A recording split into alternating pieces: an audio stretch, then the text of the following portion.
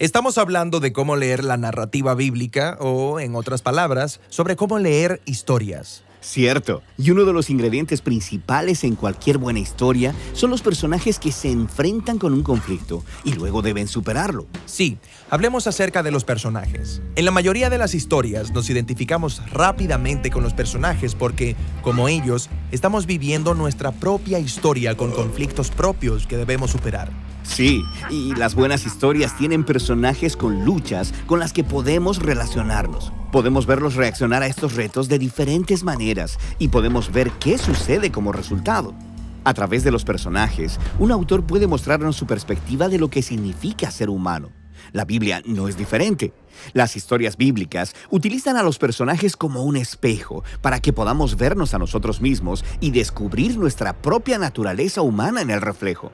El asunto con los personajes de la Biblia es que puede ser difícil identificarnos con ellos. O sea, muchas veces se nos dan muy pocos detalles acerca de ellos. Sí, los autores bíblicos desarrollaron los personajes de manera diferente a la narrativa actual. Prefieren comunicar mucho a través de detalles mínimos. Por ejemplo, rara vez escuchamos cómo luce alguien en la Biblia, pero cuando lo hacemos es crucial para la historia. Como cuando se nos dice que Saúl era alto y David era pequeñito. Y estas descripciones se convierten en imágenes del carácter moral de los personajes. La altura de Saúl equivale a su amor por el estatus y el poder para imponer autoridad, mientras que David acepta humildemente su estatus bajo y permite que Dios lo exalte y libere.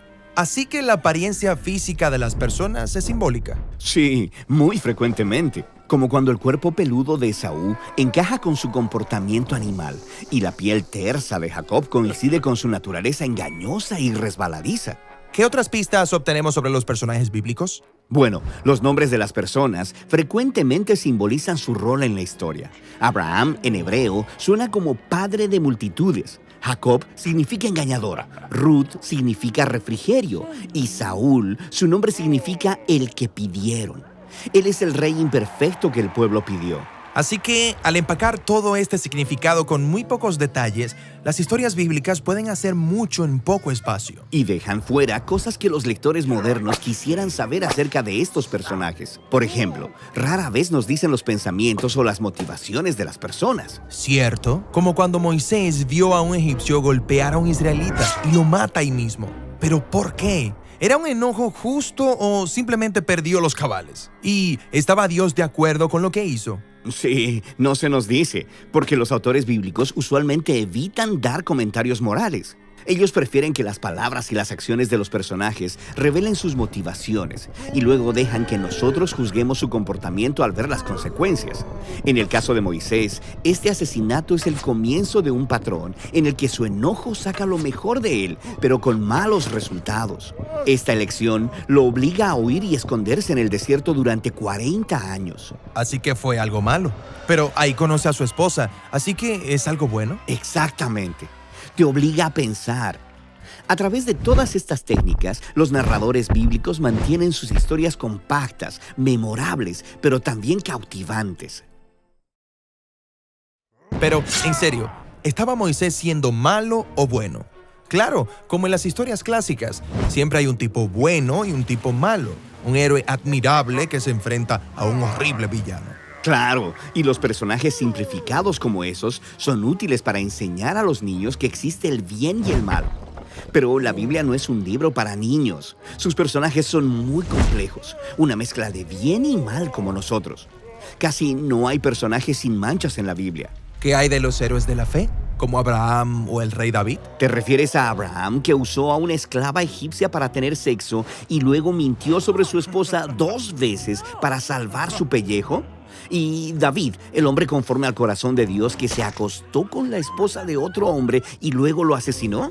Estas historias son todo menos que simplistas. Nos ofrecen retratos realistas de personas transigentes como nosotros. La verdadera sorpresa es que Dios sigue trabajando con ellos a pesar de sus fracasos. Así que solo porque una persona fue llamada por Dios o ganó una batalla y se vuelve exitosa o próspera, no significa que el autor bíblico quiera que actúe como ella. Así es. De hecho, sería muy peligroso imitar a la mayoría de los personajes bíblicos. Cierto, pero debe haber algo admirable acerca de los personajes bíblicos, algo que yo pueda imitar. Por supuesto. Pon atención y notarás que la mayoría de las historias bíblicas resaltan los momentos en los que los personajes fallan o llegan al final de sí mismos, y ellos deciden confiar radicalmente en la gracia y la sabiduría de Dios. Es en estas historias que los autores nos muestran cómo ser un humano que realmente agrada al Señor a través de la humildad y la rendición. Sí, el hecho de que Dios permanece comprometido con los personajes bíblicos es una declaración profunda de la paciencia y el amor de Dios, quien también es un personaje. Así es. Y al estudiar los personajes bíblicos, podemos observar en escena nuestras propias terribles tendencias.